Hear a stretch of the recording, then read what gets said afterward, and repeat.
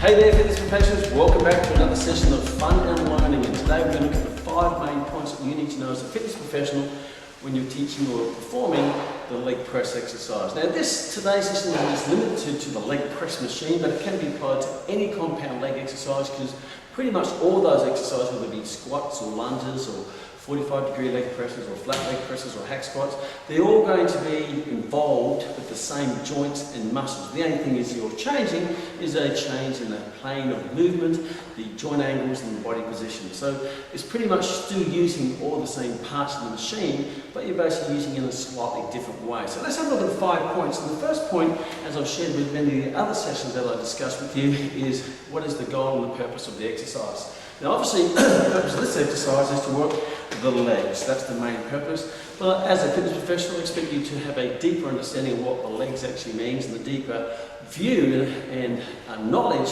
of the anatomy behind all of that. So let's have a look at the leg movement pattern. Now first of all, when you're looking at the anatomy of this, you look at 2 basic joints. You've got your static joints and your active joints. Your static joints are the joints that are static and they have to stabilise as a base, so your active joints can perform in a more effective, efficient and safer way.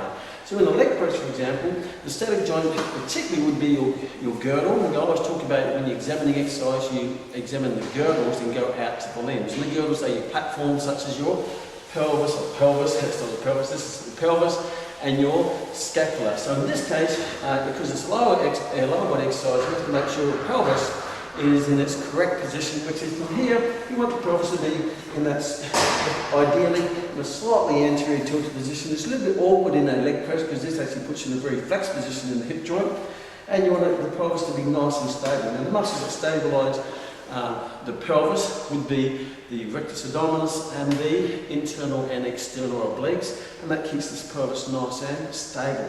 And then you want to make sure you stabilise your inner vertebral joints in your lower back, and the muscles that are responsible for that will be your transverse abdominis that locks each of them into place, and then that correspondingly activates your pectoralis muscle groups that keeps them nice and stable in your lower back position. So that's going to be the stabilising muscle groups, particularly for this exercise.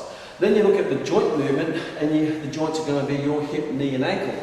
Now your hips are going to be extending, knee extending, and your ankle is going to be plantar flexing.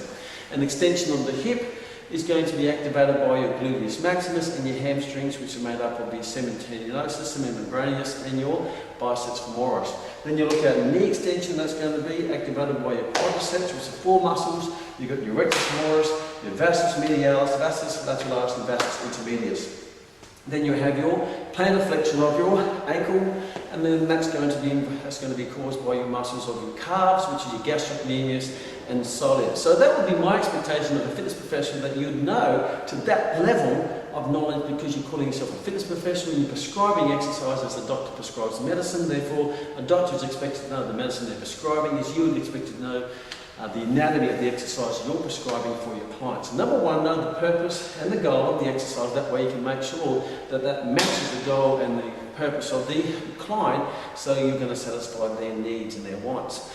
The second one is to make sure you understand the equipment setup. Now every equipment is different, but you want to make sure the equipment is set up according to the biomechanics and the size and the limitations of the client. Those limitations are because of pain or injury, so therefore you may have to adapt it accordingly, because one doesn't always fit all. So on this machine you can adapt the backrest. So you want to make sure the backrest is at close to the platform, so the person can comfortably execute the exercise without compromising the joint, whether it be that one of your static stabilising joints or your active joints. So if you get too close, then that may affect the pelvis. So if you get too close, that's going to put you in this little hip flex position. That's going to stretch your glute maximus, and that's going to pull in your pelvis and cause it to possibly posterior tilt, which causes it to strain your lower back. So you want to make sure the adaptations of the machine is according to the person's biomechanics and height and limitations of pain.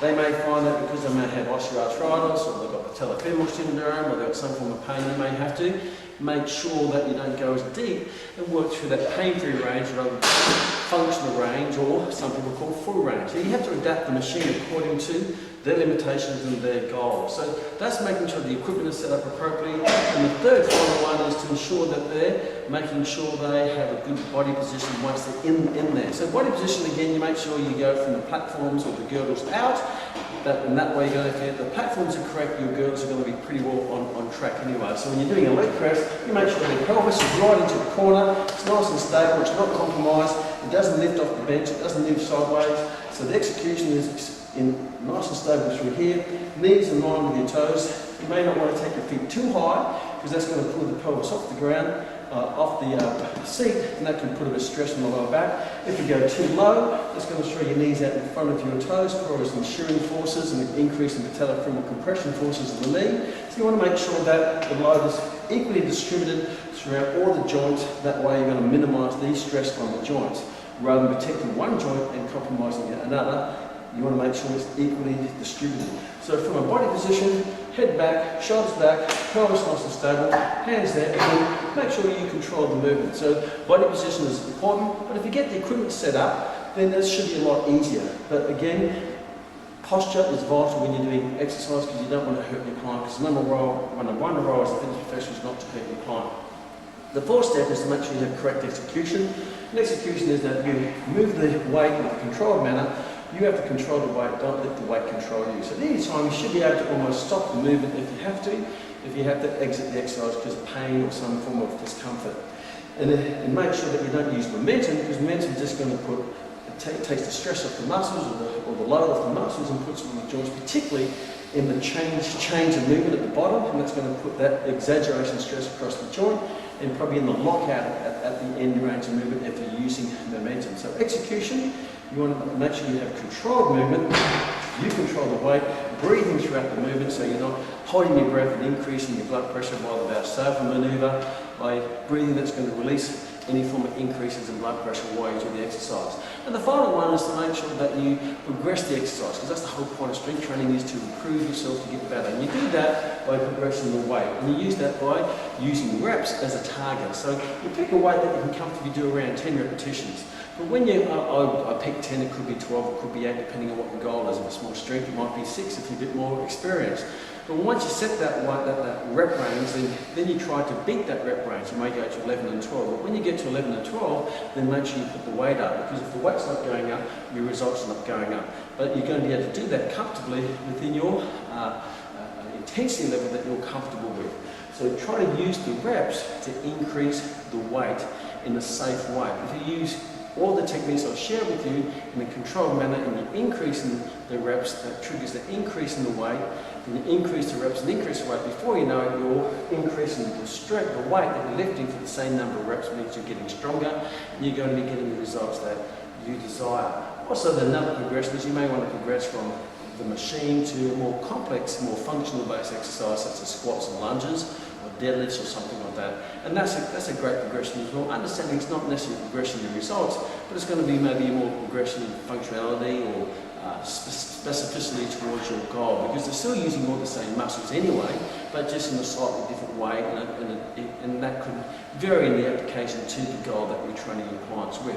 So just to wrap up, the 5 main things you need to know as a fitness professional when you're teaching a leg press exercise, whether it be a machine or a barbell or dumbbell, is number 1, you know the goal and the purpose of the exercise.